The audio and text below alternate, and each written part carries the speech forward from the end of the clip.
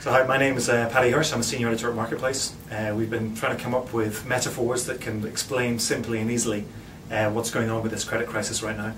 And I've been working with one for a while that I think is fairly illustrative. It's called the credit crisis as Antarctic expedition. Let me explain. Firstly, here we have the Antarctic, a bare waste of ice, and on the Antarctic ice face we have a number of mountaineers, or a number of expeditioneers I should say. Each of these is burdened, as expeditioneers are, by large rucksacks which are carrying all of the vital things that they need to survive. And in the bank's case, let's think of these as banks or as financial institutions. That means bonds, loans, securities, etc., etc. That's what allows them to do business, that's what allows them to make money. And as these gentlemen, or these institutions, these people, move across the ice, occasionally they'll come across a crevasse. And when they come across a crevasse, usually they can just hop across.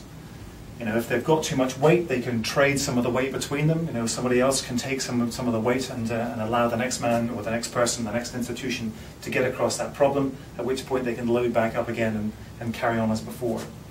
But recently, these institutions have been putting more weight on. Over the last few years, they've been loading up on these very rich instruments called mortgage-backed securities, or CDOs, collateralized debt obligations, and so it's put a lot more pressure on them, a lot more weight on them. So when they come up to any problems, they're much more likely to have problems getting across getting across those issues. And in some cases, in the Lehman Brothers case in particular, they have actually fallen in. So here we have Lehman Brothers, this rucksack, falling into the abyss. Now, on any normal day, this wouldn't be so much of a problem. Of course, it's bad news to lose a member of the expedition, but the fact is that banks are very competitive, and you know, it's every man for himself when you're on the ice shelf. But unfortunately, Lehman Brothers is not alone. It's not unencumbered. It is in fact linked together with all the rest of these institutions. Now, if you're thinking about the expedition, all of these people are roped up together. They're all bound together by ropes that are attached to their harnesses, which is a smart thing to do, because if you fall in, it allows your friends to drag you out, or it makes it less likely that you're actually going to disappear down the crevasse. This rope in the financial services term is called the credit default swap system, and it has bound all of these institutions together. So firstly, they're firmly linked. Secondly, they're very comprehensively linked. And it's very, very difficult to get these credit default swaps undone. It's very difficult to get yourself out of the system. So when Lehman Brothers plunged into the abyss, all of these other banks, all of these other institutions find themselves being dragged along. Now, once again, if they hadn't been encumbered by these mortgage-backed securities, by these CDS, if they weren't so heavily laden and so top-heavy and unstable, then they might be able to hold themselves up. But they're finding that as Lehman goes down, they're being dragged closer and closer and closer towards the edge of the abyss. And panic sets in. They're trying to undo the credit default swaps. What they could do is they could transfer some of the weight to each other. Maybe someone who had a little less weight could buy some of the assets from someone who had too much weight, so that you could transfer some of the risk. But the banks aren't doing it. They don't trust anybody. They're doing their best to hold on to all the good stuff that they have, which is the cash. They won't take any bad stuff from anyone else. They won't take any risks at all. And the result is that they're just sitting there on the ice, freezing. The weather's getting bad, and there's a real likelihood that, you know, in these conditions, these expeditioneers will die, or in the financial services terms, the banks will fail, the financial institutions will fail. Now, quite recently, the drag down by Lehman Brothers nearly pulled a second institution into the abyss with it, AIG. AIG, an enormous company, heavily laden with credit default swaps, was teetering on the edge. But it was decided that AIG should not be allowed to fail.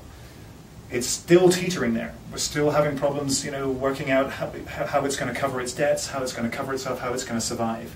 But fortunately, there is a solution, a rescue plan, in the shape of Henry's Helo Rescue. All right. So Henry flies in on his helicopter, Henry Paulson, and he has a plan to rescue these expeditioneers.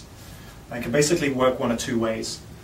Firstly, he could pick up all the expeditioneers, fish the broken bones of Lehman Brothers out of the hole, put them all on the helicopter, and fly them back to the hospital. But that's very expensive for a start, and banks do not want to. I mean, the reason that they're so successful is because they don't like to spend money unwisely, and they think that they can get a better deal. So they don't want to do that. They don't want the government to buy them all out and to take them over and to look after them as though they were casualties without any hope of saviour. So Henry came up with a second plan, which is he will land, and he says he will buy all the stuff, all the equipment in these expeditioneers' rucksacks that they don't want. In other words, he will buy all the assets in the bank's portfolios that they don't want and load them onto his helicopters. Now the banks love the sound of this. Firstly, if there's less weight on them, then they're less top-heavy, less unstable, and it's easier for them to maneuver, even though they're still tied together. It makes it easier for them to get around. And secondly, they're going to get they don't have to just leave this stuff on the ice. They're actually going to be able to sell it to somebody who's going to take it away. So, and with all of these mortgage-backed securities out of the way, they are now much less encumbered, much more maneuverable, and able to continue on the expedition. And as time goes on, they will be able to unravel this rope that has tied them up with Lehman Brothers. And once they get rid of that particular burden, then they'll be able to swan on as if nothing had happened. What does this mean for Henry? Well, he's taking on all of these so-called toxic assets. Well, they're not necessarily that toxic. I mean, when the banks first bought them, they paid a pretty penny for them, which is why they want to be compensated if Henry's going to be taking them off their hands. So Henry's going to load his helicopter up with all of these things that these banks don't want, and he's going to take them back to base camp. Now, it's costing him a pretty penny, and he's found that he's actually had to maybe raid his company's payroll in order to raise the money to pay for all these securities, these things that the expeditioneers don't want. But he knows two things. Firstly, while some of this excess baggage is not worth anything at all, a great deal of it is going to be worth quite a lot of money in the future, particularly because he's buying it at a very deep discount to what these guys paid. He knows he can, if he manages to get back to base camp, he can sell it to other people who happen to be expeditioneers, Japanese climbers, for example, or people from Brazil. He also knows that these bankers have a very short memory, so when they get back to base camp, he may even be able to sell those assets back to them. That's how short a memory these guys have. Of course, Henry's problem is that he's only got one helicopter.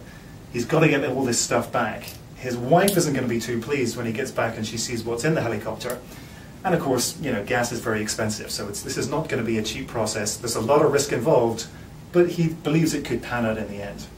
But what's absolutely certain is, when everybody does get back to base camp, whether they're safe and sound or not, if anybody else falls into crevasses or not, if Henry manages to make money from his deal, everyone is going to need a drink.